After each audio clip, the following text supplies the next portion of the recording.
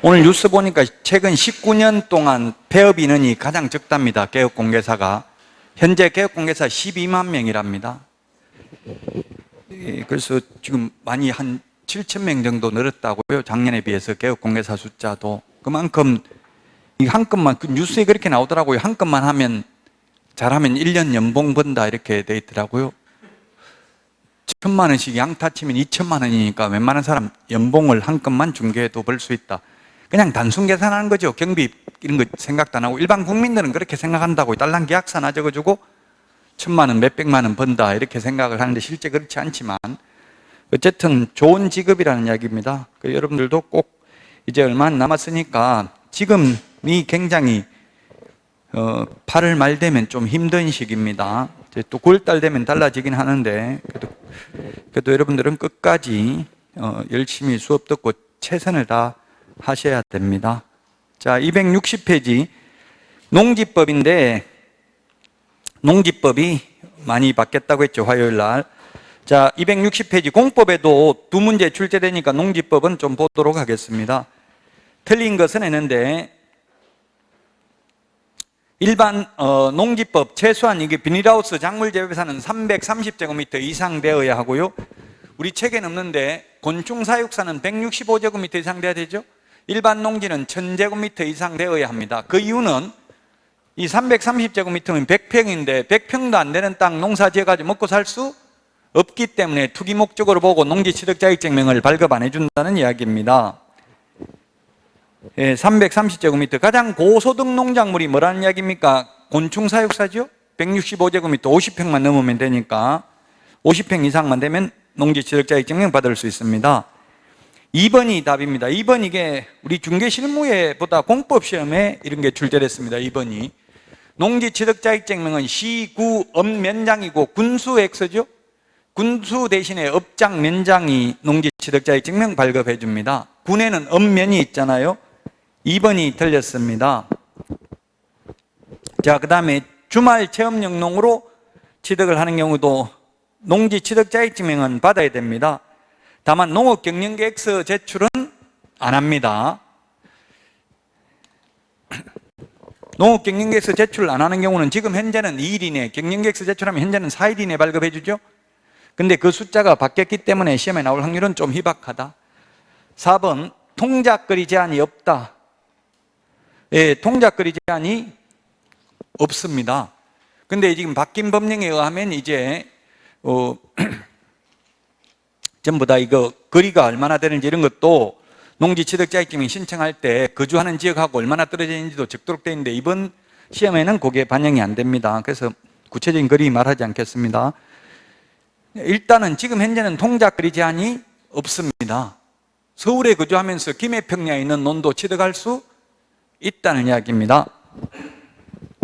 자, 그 다음에 5번 지문이 빅데이터에 의하면 우리 중개실무에 가장 시험에 많이 나왔던 지문입니다. 10번 이상 나왔습니다. 5번 지문이.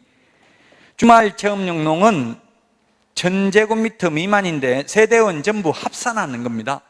세대원 전부 합산인데 각각 세대원 각각 X입니다. 1000제곱미터 미만입니다. 미만 동그라미, 합산 전부 동그라미, 미만 동그라미. 미만 대신에 이하 하면 X, 전부 대신에 각각 하면 X입니다.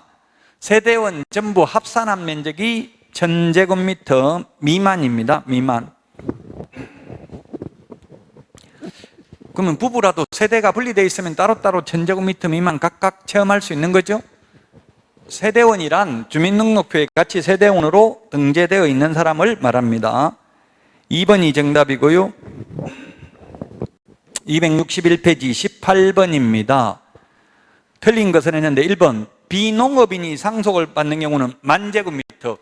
이것도 우리 중개실무에 많이 나왔어요. 비농업인이 상속받는 경우 10,000제곱미터 미만, 이하, 미만이 아니고 이하.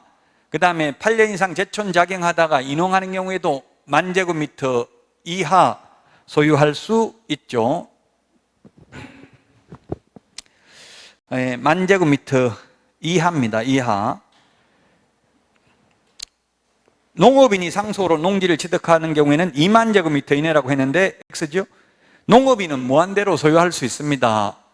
농업인의 경우에는 옛날에는 한도가 있었는데 지금은 삭제됐습니다. 그래서 비농업인은 무한대로 소유할 수 있습니다. 비농업인 2만 제곱미터 X입니다. 2번이 정답이고요. 3번,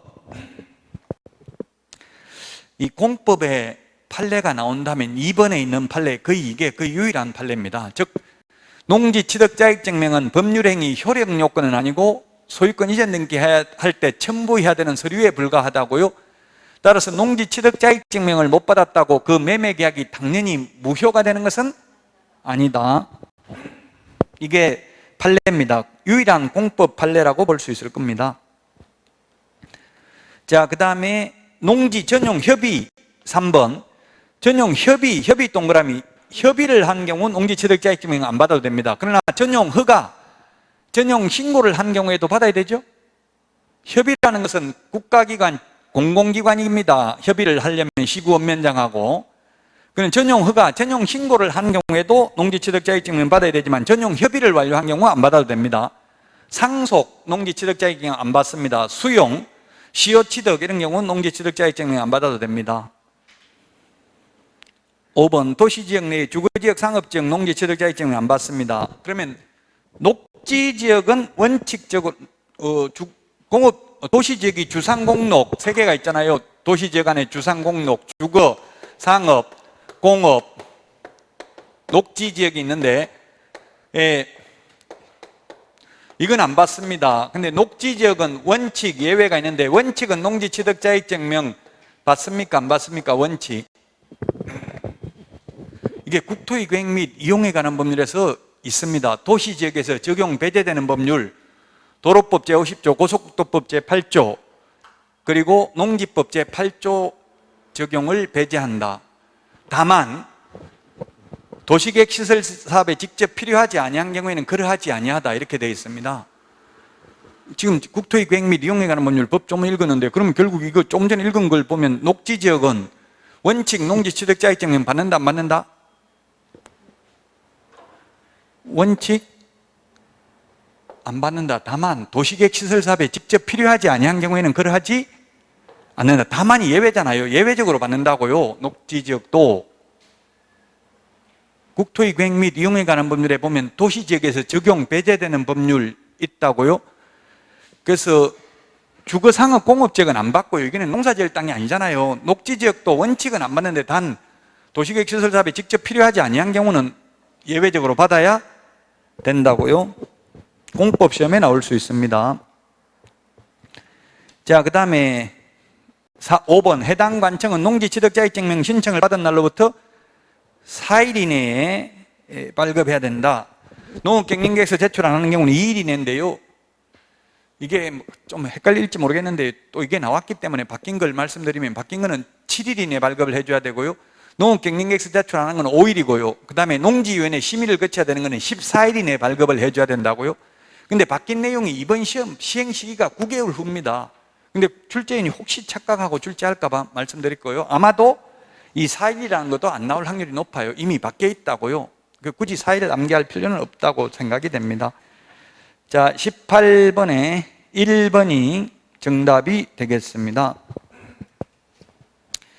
자, 그 다음에 19번 농지 취득 자격증명 받아야 되는 거 했는데 합병은 뭡니까? 법인 합병됐으면 자기 거 자기가 취득하니까 안 받아도 된다고요.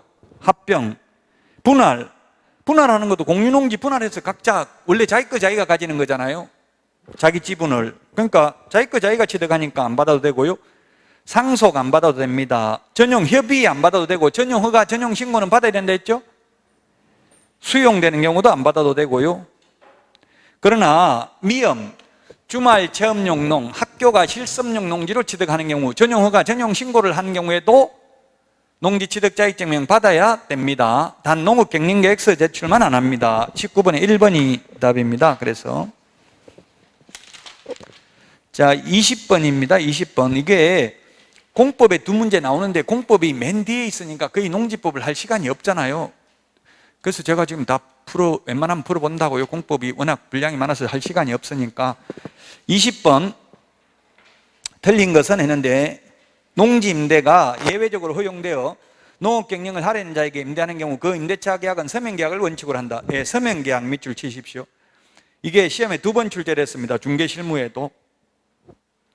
반드시 서명 계약을 해야 되는 건 아니고요. 그 다음에 원래는 농지는 경자 유전의 원칙, 농사 지을 사람만 농지를 소유해야 되니까 원칙적으로 농사 안 지으면서는 소유할 수 없죠. 예외적으로 소유할 수 있는 경우가 있습니다. 자, 그 다음에 2번 농지 임대차를 양수한 자는 농지법에 따른 임대인의 지위를 승계한 것으로 본다. 이 말은 최단기 존속기간이 3년, 다년생 식물재배지나 임차인이 비닐하우스 등을 설치한 경우는 5년이죠. 최단기 존속기간이. 그럼 3년 임대차 계약을 했는데 중간에 토지 주인이 바뀌어도 임차인은 계속 농사 지을 수 있다는 이야기입니다. 계약 기간 동안 임대인의 지위가 승계되기 때문에 그 대항력이 있다는 이야기입니다. 주인 바뀌었다고 나가라고 해도 안 나가도 된다는 이야기입니다. 원래 민법에는 보면 매매는 임대차를 깨뜨린다 이런 법명은 있는데 대항력이 인정되기 때문에 안 나가도 됩니다. 민법 임대차의 경우에는 주인 바뀌면 임대차 계약 임차인 나가라고 하면 나가야 됩니다. 민법 임대차는. 근데 이건 대항력이 있기 때문에 지위를 승계한 것으로 보기 때문에 계속 농사 지을 수 있다. 그 다음에 3번 3개월 이상 국외에 여행 중인 경우 3개월 이상 병원에 입원한 경우 이런 경우 위탁 경영할 수 있습니다. 왜냐하면 농사는 3개월 이상 손을 안 보면 거의 완전 잡초밖에 없어지니까 3개월 이상 맞습니다. 우리 암기 프린트에도 3개월 정리되어 있고요. 4번 농지 임대차 기간은 최단기 존속기간 3년, 다년생 식물재배지는 5년입니다. 최장기는 없습니다. 민법, 이거 우리 중개실무에 나왔는데 민법 제가 프린트도 내드렸죠. 최단기 존속기간. 민법은 최단기, 최장기 모두 없습니다. 민법 전세권은 건물 전세권은 최단기 1년, 최장기 10년입니다. 민법 지상권은 최장기는 없고요. 최장기가 경관 건물 30년, 목조 건물 15년, 공작물은 5년이죠. 주택임대차는 최단기 2년, 최장기 없고요. 상가임대차는 최단기 1년, 최장기는 없죠. 우리 중개실무에 시험에 나왔다고 최단기 존속기간, 민법임대차, 주택임대차, 상가임대차 구분하는 거. 자, 그 다음에 5번 농지 임차인이 관할 시구 읍면장의 확인을 받고 해당 농지를 인도받은 경우 그날부터가 아니라 그 다음 날부터 대항력이 생기죠. 다음 날부터 5번이 답입니다. 지금 이제 그 민간임대주택 특별법에 의한 민간임대주택은 보험가입을 의무적으로 해야 됩니다. 임대차 보증금 만약에 떼일 경우 보험회사에서 물어주는 거 거의 75%를 주인이 보험료 내야 되고 세입자가 25%를 내야 되는데 그것도 문제가 있더라고요. 세입자 들어오는 날, 전입신고하는 날 빌라 같은 거는 사기를 많이 치잖아요. 빌라 그냥 일부러 명의를 바꿔버리는 거예요. 세입자 들어오는 날 다른 사람 이름으로. 그런 경우에는 지금 보험 약관에 보험 효력이 없더라고요. 주인이 바뀌면 보험회사에 통보하도록 돼 있더라고요. 그 통보 안 해가지고 주인 바뀌어가지고 나중에 돈 떼있는데 달라고 하니까 지금 안 주더라고요. 도시보전기금에서 도시보전금, 주택도시보전기금, 주택, HUG, 이게 도시보전기금, 여기서 지금 뉴스에 나왔더라고요. 그러니까 이게, 왜냐하면 대항력이 다음날 생기잖아요. 전입신고한 다음날. 그날 주인이 바뀌어버리니까 그 새 주인하고 보험계약을 하든지 해야 되는데 안 하고 그대로 있어버리면 보험을 못 받을 수도 있더라고요. 그래서 변호사가 나와서 하는 이야기가 여러분들도 계약서, 임대차 계약서 적을 때는 전입신고하는 날까지는 권리 변동이 없기로 한다. 일체의 권리 변동이 없기로 한다. 즉 팔아먹거나 건저당 설정, 만약에 이사하는 날 건저당 설정해버리면 대출이 더 우선순위죠.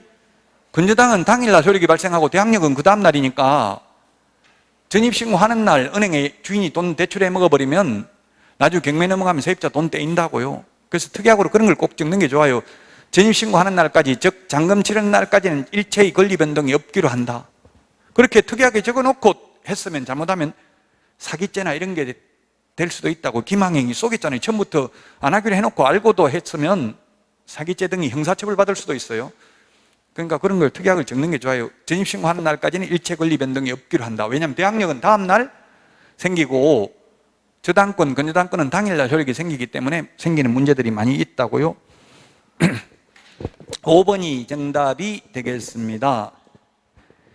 자, 그 다음에 21번. 1번은 지금 몇 번째 계속 나오고 있죠. 전용 협의는 농지취득자격증 안 받아도 되고 전용 허가, 전용 신고는 받아야 된다는 거 주의하시고요. 공법시험에도 잘 나옵니다. 그 다음에 2번은 지적법상 지목이 전답가수원이면 무조건 농지입니다.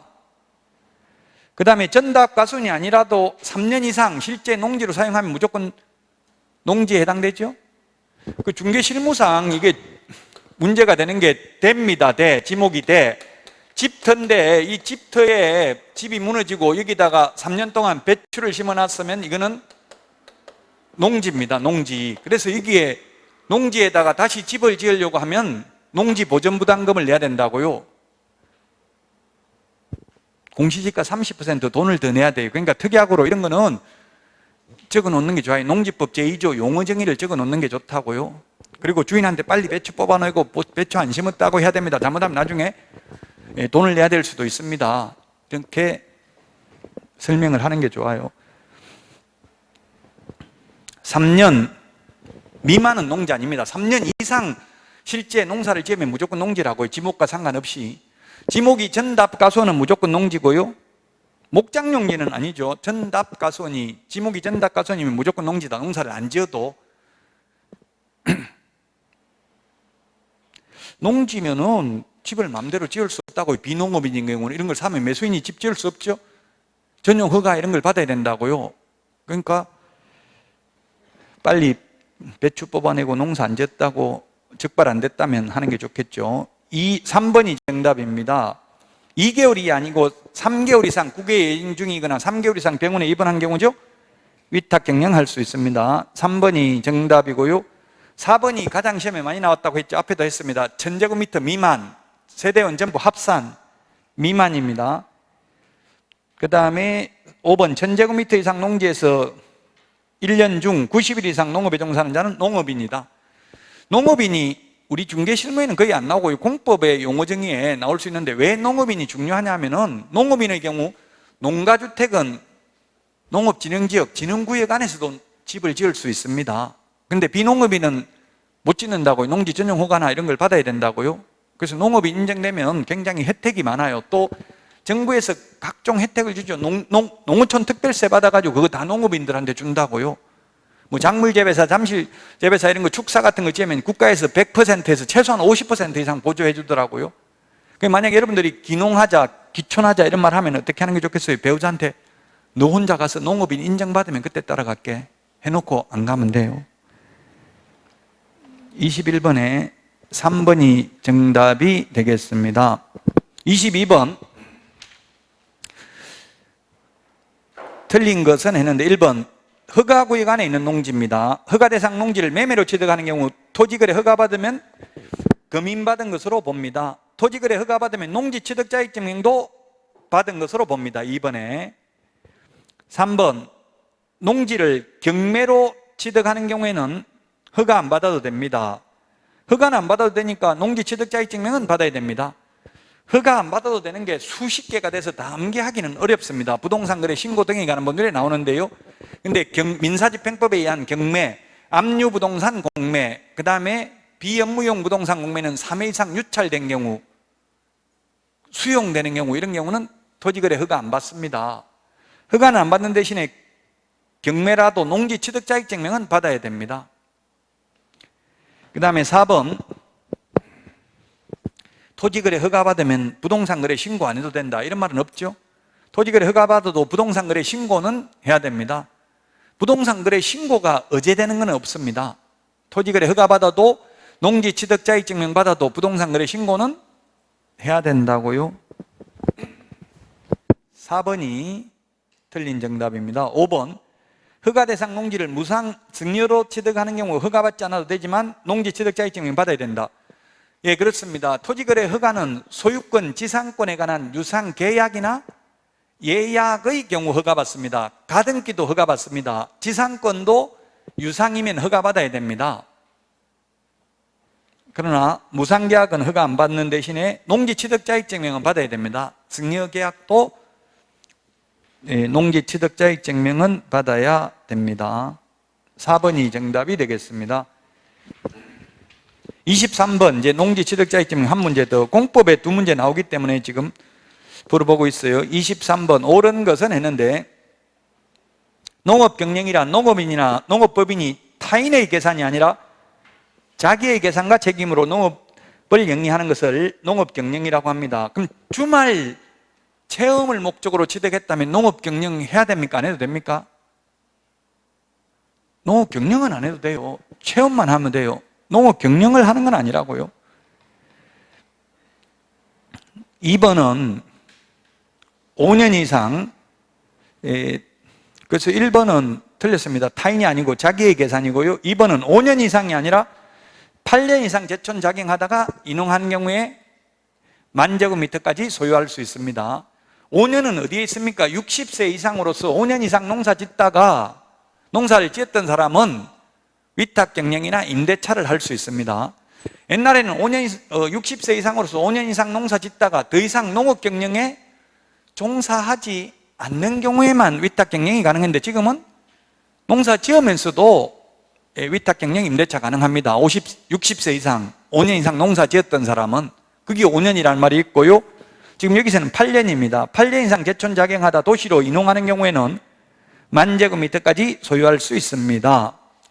3번 주말 체험용 농, 이게 공법 시험에 또 잘 나옵니다. 주말 체험용 농 전용 허가, 전용 신고, 학교가 실습용 농지로 취득하는 경우에도 농지 취득 자격증명은 받아야 되고, 단 농업경영계획서 제출은 안 하고, 지금은 2일 이내에 발급해주고, 농업경영계획서 제출하는 경우는 4일 이내에 발급해주는 걸로 이번 시험까지는 원칙적으로 적용이 됩니다. 4번 지문이 가장 많이 나오고 있잖아요. 지금 이게 시험에 가장 많이 나왔다고요. 세대원 전부 합산, 1000제곱미터 미만 합산입니다. 예? 뭐라고 돼 있다고요? 이하.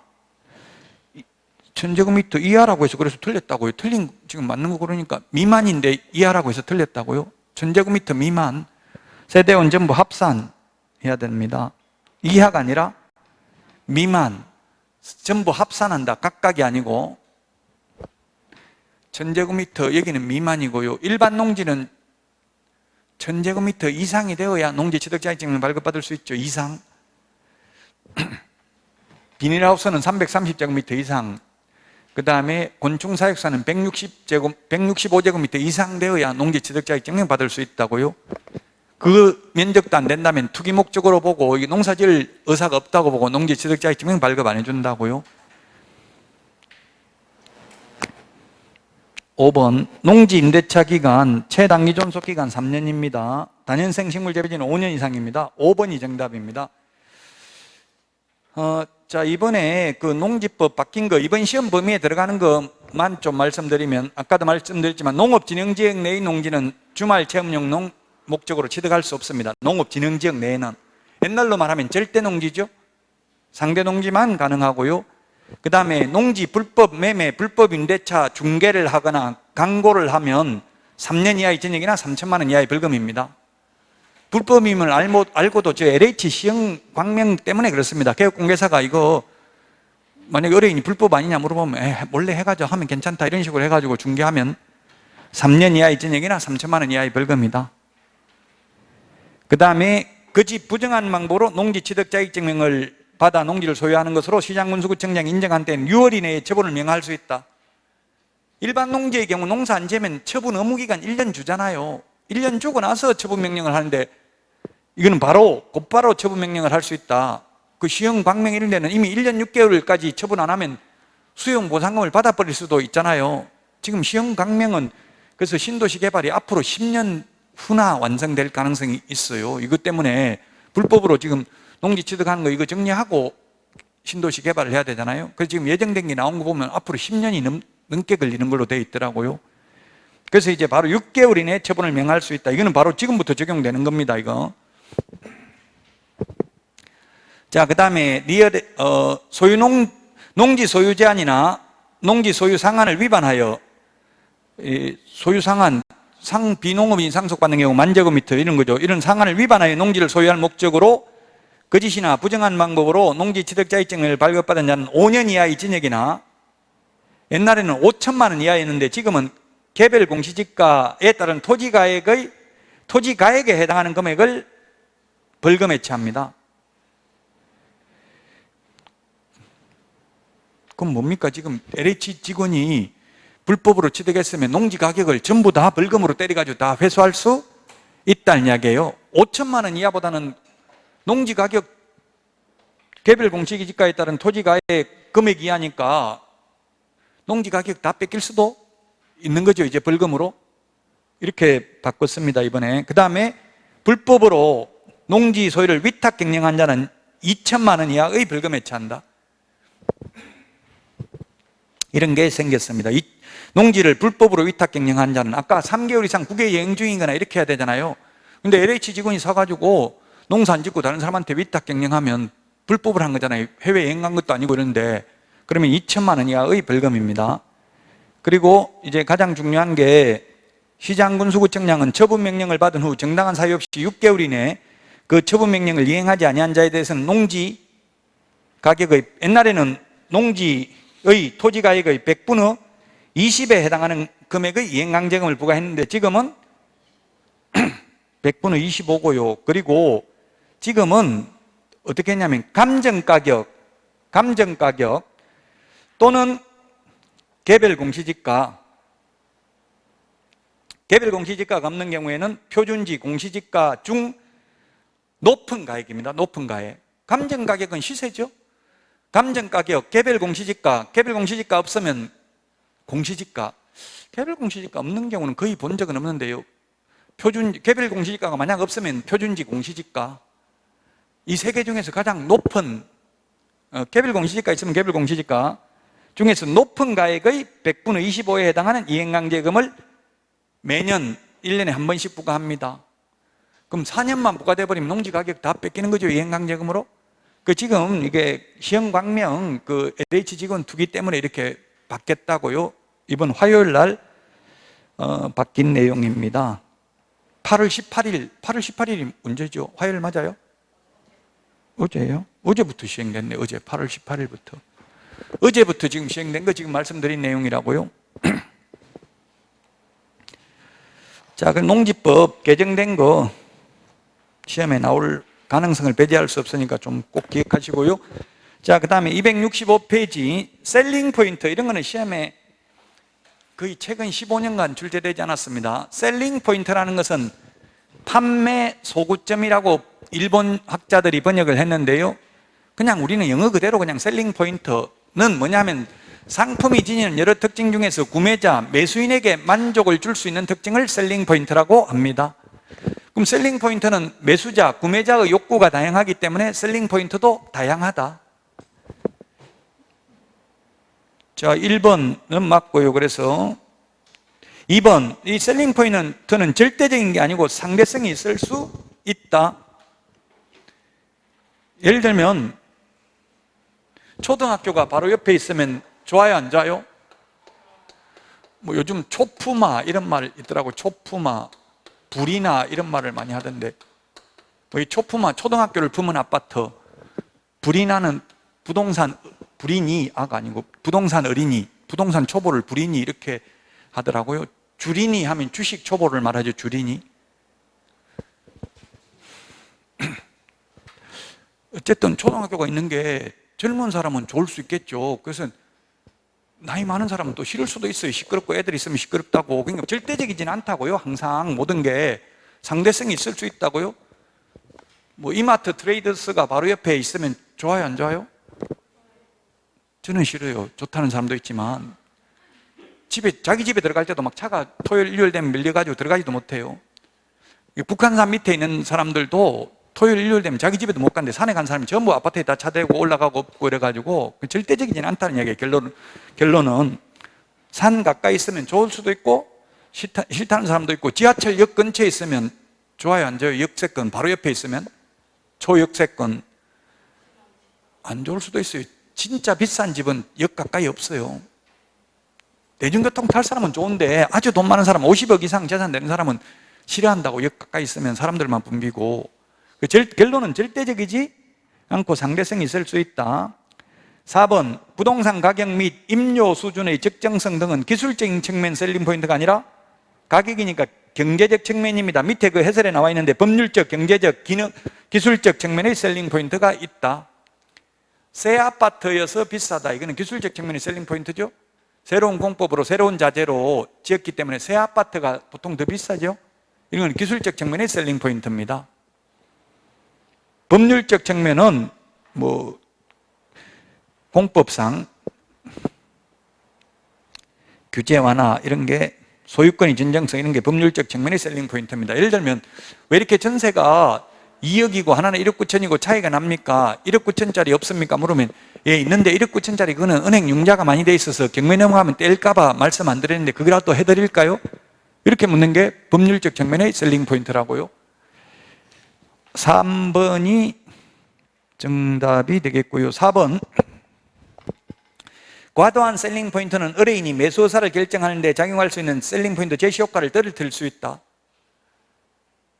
뭐 이게 배고 신도시 엄청나게 좋다, 병원도 생기고 뭐도 있고 너무 좋다 이러면 그렇게 좀 네가 살아라, 왜 나보고 사라고 하는데, 이렇게 할 수도 있어요. 너무 많은 걸 이야기해버리면 오히려 결정을 못 하더라고요. 실제 보니까. 또 집도 너무 많이 보여주면 결정해요, 못해요? 못해요. 너무 많이 보여주는 것도 좋지 않고요. 너무 많은 거 좋은 것만 계속 이야기할 필요 없어요. 그냥 한두 가지만 이야기하고 의뢰인이 묻는 것만 설명해 주면 됩니다. 너무 과다한 셀링 포인트는 의뢰인의 매수 의사결정에 결정적으로 작용할 수 있는 셀링 포인트 제시 효과를 떨어뜨릴 수 있다. 한 가지 좋은 거, 최고 좋은 거 한 가지만 딱 말하는 게 좋을 수도 있어요. 자, 그 다음에 주택의 경우 교육 여건, 투자 가치 등을 셀링 포인트로 활용할 수 있다. 예, 그렇죠. 뭐 초품화 아파트다, 초등학교 있는 젊은 부부들한테는 그렇게 설명하는 게 좋을 것이고, 또 이게 투자 가치, 지금 이 집값이 뭐 분양가 얼마인데 얼마 올랐다, 또 앞으로 얼마 오를 것이다, 이런 것들이 활용될 수 있을 것입니다. 3번이 정답인데요. 최근에는 시험에 거의 안 나와가지고 지금 266페이지 한 문제 있네요. 한 문제만 풀어보겠습니다. 한 문제밖에 없으니까. 계약서 작성과 관련되는 문제네요. 1번 미성년자나 피한정 후견인과 거래할 때는 반드시 그 법정 대리인과 계약 체결해야 된다. 그렇지 않습니다. 미성년자나 피한정 후견인은 법정 대리인의 동의를 받으면 미성년자나 피한정 후견인하고 직접 계약 체결해도 됩니다. 그러나 피성년 후견인의 경우에는 반드시 그 법정 대리인하고 계약을 체결하는 것이 좋습니다. 왜냐하면 나중에 취소할 수 있으니까. 그 피성년 후견인의 경우에는 법정 대리인하고 하는 것이 바람직하다. 꼭 법에 그렇게 해야 된다는 법은 없죠. 예, 그렇게 하는 게 나중에 취소 안 당하고 바람직하긴 한데, 미성년자나 피한정 후견인은 법정 대리인 동의 있으면 직접 미성년자나 피한정 후견인하고 거래 계약을 체결해도 무방합니다. 다만 우리 개업공개사 등의 결격 사유에는 해당되기 때문에 절대 중개사무소에 근무할 수는 없죠. 미성년자나 피한정 후견인도. 근데 법률행위는 할 수 있습니다. 법정 대리인의 동의가 있다면. 1번 틀렸습니다. 반드시 법정 대리인하고 해야 된다. 틀렸고요. 2번은 민법 시험에 잘 나오는 것 같은데, 미성년자, 즉 대리인은 행위 능력을 요하지 않죠. 미성년자도 대리인이 될 수 있습니다. 만약에 미성년자가 삼촌의 대리인으로서 삼촌 집 팔아먹으려면 부모 동의 안 받아도 됩니다. 근데 미성년자가 자기 집 팔아먹으려면 부모 동의 받아야 되죠. 법정 대리인. 대리인은 행위 능력을 요하지는 않습니다. 지금 실무기 때문에 여러 개의 법이 다 나옵니다. 2번 등기부상 소유자와 실제 소유자가 다른 경우에는 등기부상 소유자와 계약 체결해야 된다. X입니다. 우리나라 등기에는 공신력이 인정되지 않죠. 그래서 진정한 소유자와 계약 체결해야 됩니다. 이론적으로는. 진정한 소유자가 있다면 진정한 소유자하고 계약을 체결해야 된다고요. 예를 들면 사람이 사망했으면 등기는 상속인, 피상속인 명의로 되어 있지만 사망하는 순간 등기 없이도 상속인 소유죠. 어쨌든 등기에 공신력이 없습니다. 우리나라는. 그래서 진정한 소유자가 있다면 진정한 소유자와 계약을 체결해야 됩니다. 3번 계약 내용은 반드시 서면에 의해서 작성하고 공법상 이용 제한을 기재해야 된다. 공법상 이용 제한은 우리 암기 프린터 5번, 6번 전속 중개 계약 시 정보 공개해야 되고 확인 설명해야 될 사항에는 해당되지만 계약서 필요적기 사항 9번에 해당되지 않고요. 암기 프린터 13번 부동산 거래 신고해야 될 사항에도 해당되지 않습니다. 공법상 이용 제한 거래 규제는 전속 중개 계약 시 정보 공개는 해야 되고 확인 설명은 해야 되죠. 그래서 3번 틀렸고요. 반드시 서면에 의해서 작성하고, 이게 공인중개사법상은 서면으로 작성 안 하면 업무정지 처분을 받을 뿐이고, 민법에 계약은 반드시 서면으로 작성해야 된다면 X죠. 구두로 한 계약도 효력은 있습니다. 다만 업무정지 받는다고요. 공인중개사법에 의해서 문서로 작성 안 하면. 계약이 무효가 되는 건 아닙니다. 계약서 안 썼다고 해서. 4번 합유 재산에 대하여 계약을 체결할 때는 합유자 전원의 동의를 확인해야 된다. 그렇습니다. 공유인 경우에는 공유 지분만 처분하는 경우 다른 공유자 동의받을 필요 없습니다. 합유는 합유 지분만을 처분하는 경우도 다른 합유자 동의받아야 되고요. 총유인 경우에는 지분이 없기 때문에 사원총회 결의가 있거나 종중규약이 있으면 규약에 따라야 됩니다. 물론 공유인 경우에도 공유물 전체를 매각하려면 공유자 전원 동의받아야 되죠. 공유 지분만 처분하려면 다른 공유자 동의받을 필요 없고요. 민법 내용입니다. 4번이 답입니다. 5번 건물의 경우 하자담보 책임에 대해서 계약서에 명시하지 않으면 절대로 하자담보 책임을 물을 수 없기 때문에 반드시 명시해야 된다. 하자담보 책임, 무과실 책임, 법정 책임이죠. 특약으로 하지 않았다 하더라도 반드시 하자담보 책임은 원칙적으로 해야 됩니다. 반드시는 아니지만. 그리고 우리 현실적으로 매매에서 그런 게 많이 나는데 6개월 이내에 가능하죠. 6개월 이내 하자가 있으면. 근데 현실적으로는 미리 하는 게 낫지, 팔고 각 없는 사람한테 6개월 이내에 이게 하자담보 책임 물어서 소송해가지고 돈 받아내기는 현실적으로 굉장히 어렵습니다. 그래서 가급적이면 미리 하자를, 잔금 치르기 전에 미리 하자를 발견하면 하는 게 바람직하기는 해요. 그 계약서에 하자가 잔금 치르기 전에 발견되면 어떻게 처리하기로 한다 이런 거 적어두면 좋긴 한데, 그렇게 특약을 현업에 가면 많이 적기는 사실상은 어렵습니다. 자, 4번이 정답입니다. 자, 그 다음 263 부동산 거래 전자계약 시스템인데요. 인터넷으로 전자계약서를 적는 걸 말하는데, 이건 시험에 지금 30회부터 시험 범위에 들어갔는데요. 법조문에 있는 것만 이때까지는 시험에 나왔어요. 법조문에 있는 게 뭐냐면, 이 전자계약서를 적으면 따로 확정일자 안 받아도 되고요, 따로 부동산 거래 신고 안 해도 되고, 따로 해제 신고 안 해도 되고, 이번 6월 1일부터 생긴 게 따로 주택임대차 신고 안 해도 됩니다. 전자계약서 작성하면. 그리고 또 전자계약서 작성하면 종이계약서나 종이확인설명서를 따로 출력해서 보존할 필요 없습니다. 이 정도가 시험에 나오는 지문입니다. 나머지는 그냥 현실적으로 실무적으로 있는 내용들입니다.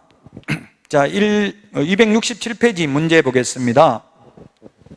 부동산 거래 전자계약 시스템 틀린 것은 했는데, 운영 주체는 시도지사라고 했는데 국토교통부 장관입니다. 정보체계 구축 운영은 국토부 장관이 합니다. 1번이 틀렸고요. 자, 그 다음에 2번 개업공개사가 전자계약 시스템을 통하여 전자계약서를 작성한 경우에도 거래 당사자도 전자서명을 하여야 합니다. 이 시스템에 전자서명을 하도록 되어 있습니다. 전자서명을 하여야 한다 이런 말이 법조문에는 없지만 시스템상 맞습니다. 전자서명해야 됩니다. 그 다음에 3번에 확정일자 따로 받으러 동사무소, 동주민센터에 갈 필요 없고 시스템에서 받을 수 있습니다. 그 다음에 부동산 거래 신고서도 따로 제출할 필요 없고 시스템에서 처리가 되고요, 부동산 거래 관리 시스템에 가서 출력을 하면 됩니다. 5번 원거리 격지자, 멀리 있는 사람은 비대면 계약 체결이 가능하다 이런 건 시험에 나온 적은 없는데요, 비대면 안 보고도 물론 가능할 수 있어요. 개업공개사가 건물주를 알고 있다면 그냥 전자서명, 스마트폰 앱에서 부동산 거래 전자계약 시스템에서 그냥 전자서명만 하면 가능할 수는 있어요. 근데 만약에 비대면으로 했다가 그게 진정한 소유자가 아니면 책임은 개업공개사가 져야 되죠.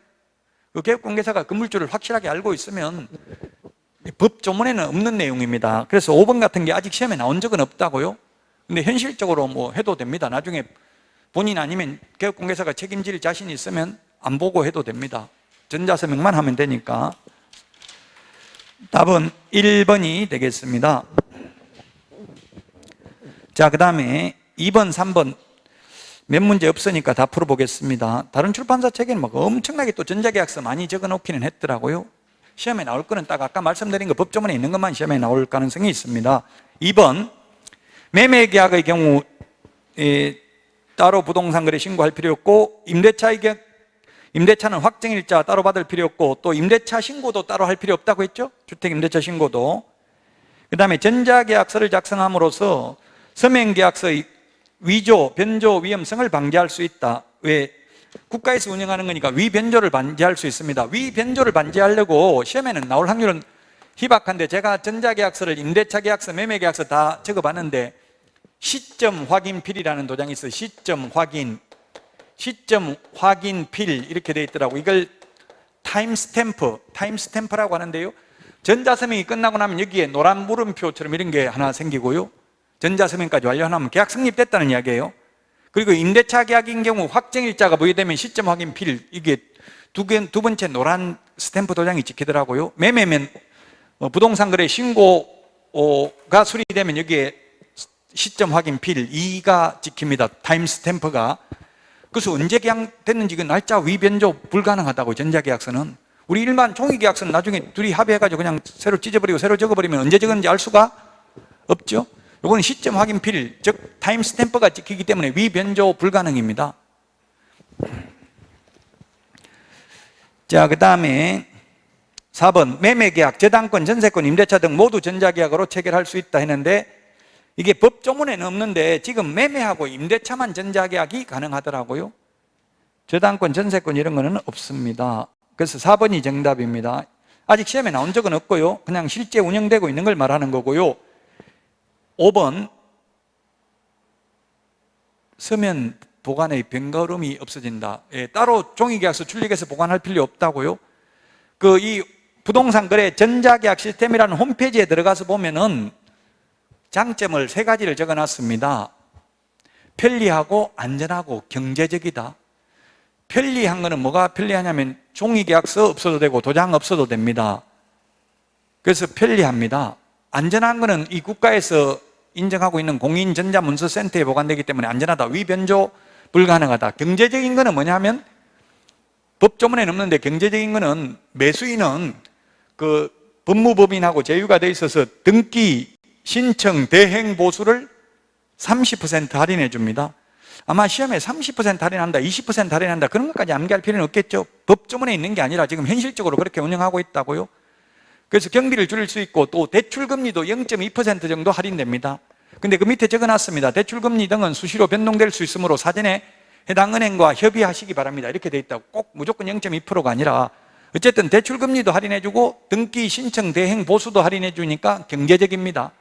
그 직접적인 경제적 혜택은 매수인한테만 있다고. 임차인한테만. 매도인이나 개업공개사한테는 경제적인 직접적인 혜택은 없지만, 단 개업공개사는 중개사고를 미연에 방지할 수 있다고. 왜냐하면 이건 확인설명서도 빈칸이 있으면, 공란이 있으면 다음 스페이스로 넘어가질 않아요. 다음 칸으로 반드시 입력을 해야 돼요. 그럼 공란이 있을 수가 없다고요.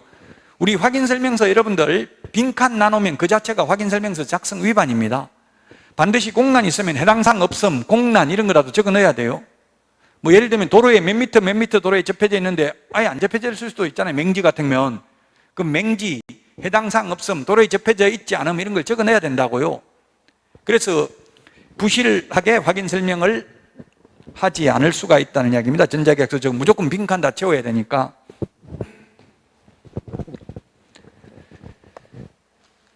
이번에 답 4번입니다. 편리하고 안전하고 경제적이다. 자, 그 다음에 3번 옳은 것은 했는데 1번이 답입니다. 부동산 거래 신고서 따로 제출할 필요 없고, 해제 신고서 따로 제출할 필요 없고, 주택 임대차 신고서 따로 제출할 필요 없고, 확정일자 따로 받으러 동주민센터에 갈 필요 없다. 그 시스템에서 자동으로 부여됩니다. 1번이 정답입니다. 그 2번 해제 신고 따로 할 필요 없다고 했잖아요. 시스템에서 해제하면 된다. 그래서 틀렸고요. 그 다음에 확정일자 자동으로 부여된다고. 시스템에서 동주민센터에 갈 필요 없다. 3번. 이런 거 중요하네. 1, 2, 3번 다. 그 다음에 정보체계 구축 운영은 국토교통부 장관이라고 했습니다. 그 다음에 부동산 거래계약 신고를 하는 경우 전자인증의 방법으로 신분을 확인할 수 없다 했는데 확인할 수 있습니다.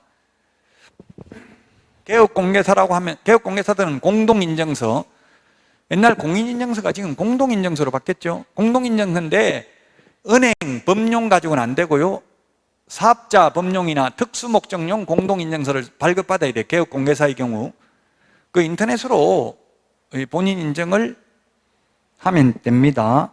지금 현실적으로 그렇게 하고 또 있습니다. 그래서 답은 3번의 1번이 되겠습니다. 자, 여기까지 하고 269페이지 부동산 등기 특별조치법부터 쉬었다가 하도록 하겠습니다.